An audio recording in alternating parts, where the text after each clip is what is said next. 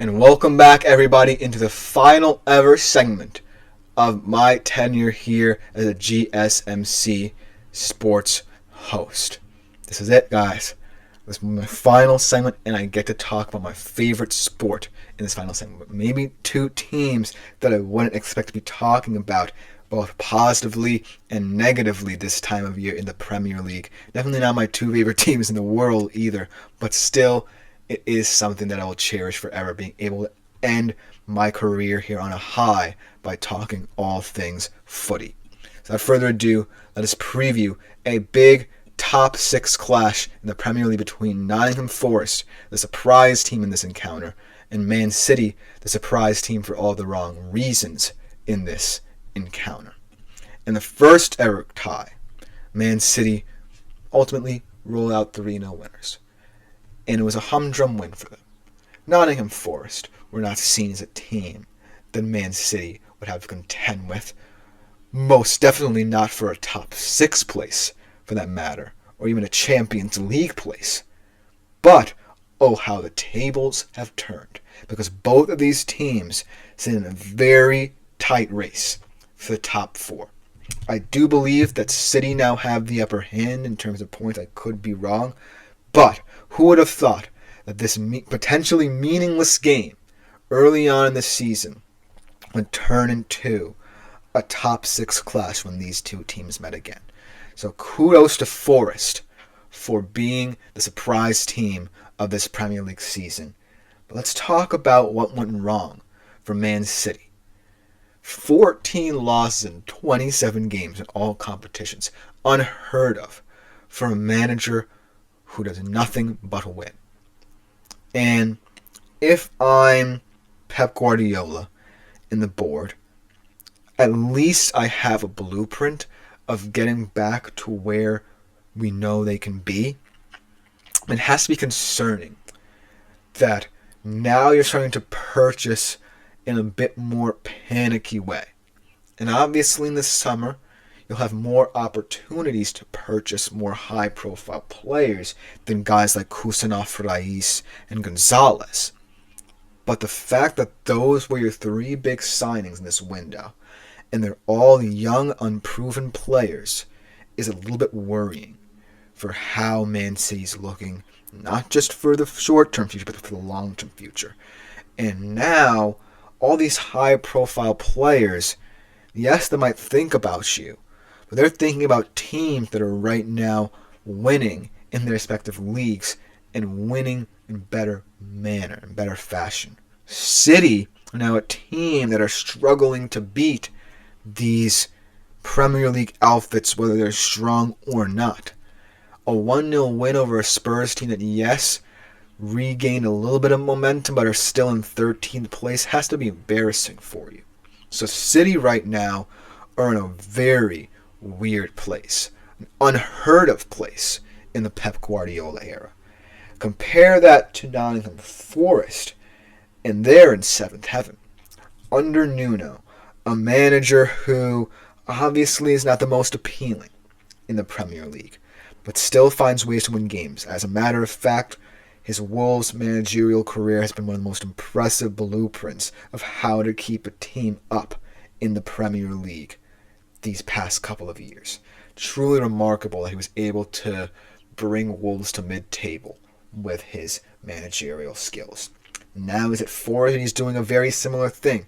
Very nearly relegated last year. They find themselves competing for Europe this year, and they've done it with a combination of a revitalized Chris Wood, a journeyman striker in the Premier League, and a defense that, yes, as of late has not been as rock solid as we've seen them, but still is more than the sum of its parts. Both Milenkovic and Murillo, outstanding seasons despite these past couple of weeks. But now, let's talk about the form these teams are in. Because even in that loss to Newcastle, and in that goalless draw against Arsenal, which to me was a more impressive midweek result than City's 1-0 win over Spurs, in my opinion, between these two teams. In that Newcastle game, which I watched most of, Newcastle had their number in the first half, Nottingham Forest. Nothing went right for that Forest team. Errant passes, struggling to play out of the back, lacking directness, not being able to handle the speed of Willock, Isaac, Gordon, Miley, Hall through the midfield, in a really incredible, impassioned performance from Newcastle in their home park put them to the sword. Then the second half, we saw everything go Forest's way, and ultimately they did come up short in that game, and it saw Newcastle creep ever closer to them in the Premier League standings. But I took a lot away from that game, because Nottingham Forest could have been left for dead.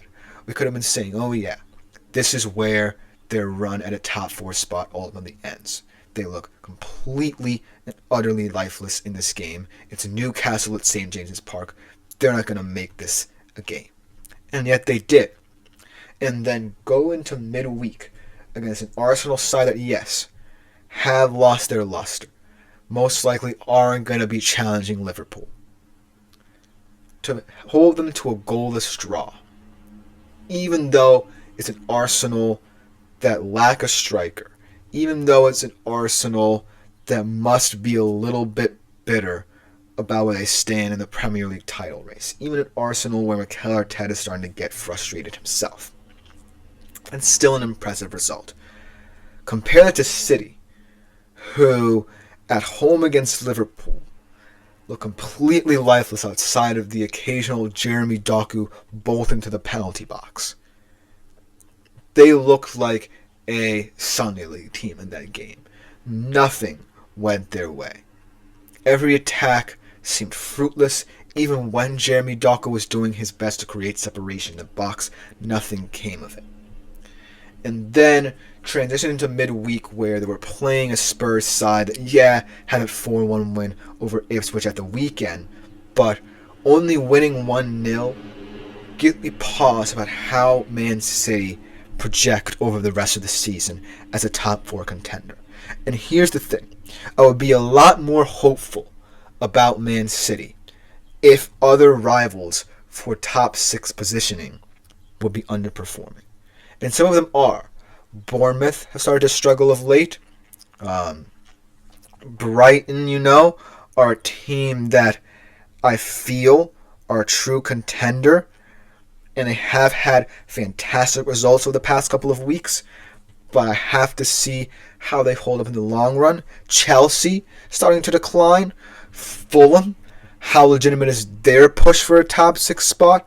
All of these teams are in unfamiliar territory, and yet it's City who find themselves lacking the ability to week in, week out dominate the competition as they have in recent years of the Pep Guardiola era. And yes, you can pinpoint a lot of things that have gone wrong.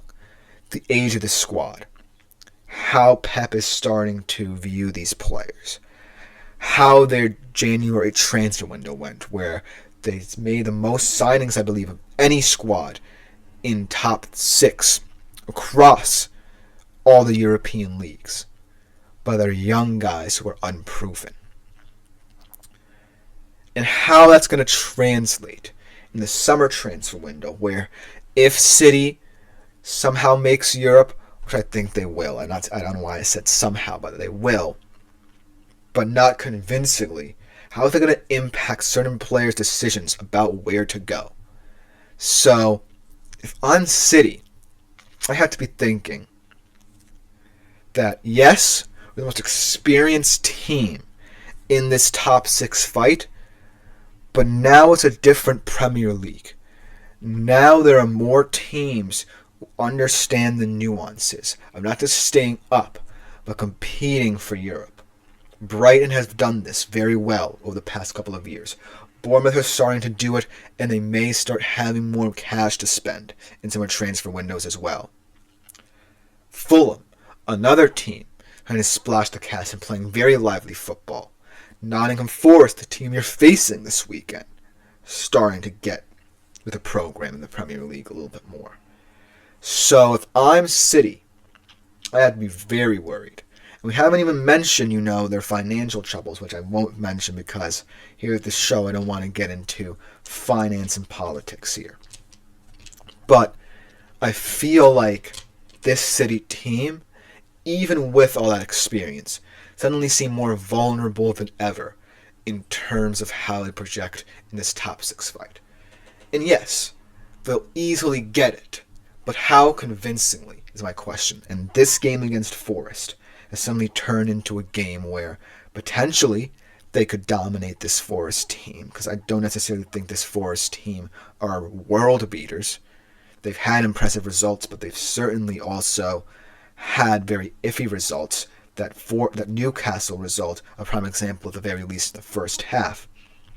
But it's still a game where City has its mindset altered a little bit, because now this is an opponent who you have to respect a lot more because they themselves are competing for a top 4 place. So if City go into this thinking they'll just boat race this Forest team, they might have another thing coming, because this Forest team have shown and proven that they deserve to be in the running for a European place this season. And City, much less so, because even though they have the pedigree, the championships to back them up, they have not played like it this season. And they've truly and steadily declined, in my opinion, even though they sit in the top 4 as we speak. But this game now is truly a game about how the Premier League is going to look in the long-term future. If Forest can give this game a go and ultimately get a good result out of it, it will prove that a lot of these teams are starting to get the feel of playing in the Premier League. If City wins, then you start to expect them to have a stranglehold over this division. A little bit over this top 4 race, so to speak, not the division, because Liverpool's running away with it. So I view this game as very telling about the status of the Premier League, and that's why I wanted to present it to you guys. But in doing so, that will just about do it for this edition of the GSMC Dead Ball Sports Podcast, and with it, there goes my tenure as a GSMC podcast host. I really enjoy this experience. Thank you all for tuning in throughout my career, whether you started with me as a GSMC Fantasy Sports Podcast host or have just recently found me with the Dead Ball Podcast. Thank you all for your kind support. And all I ask of you, if you continue to view shows around the network, is to support the guys left. A great group of guys, and I'm sure that the company will continue to hire great, knowledgeable people who will present you good content as well. But continue to tune in even as I'm leaving, because I truly appreciate what this network has done for me, and the guys left will truly appreciate all the support you give them as they wrap up their internships as well. But that will just about do it for today's edition of the GSMC Dead Ball Sports Podcast for the last time, but hopefully not for a lot of you if you follow my career. My name is Christopher Shepard. Thank you all for the time we spent together, but in the words of the great Robin Williams, over and out. Thank you all for the ride.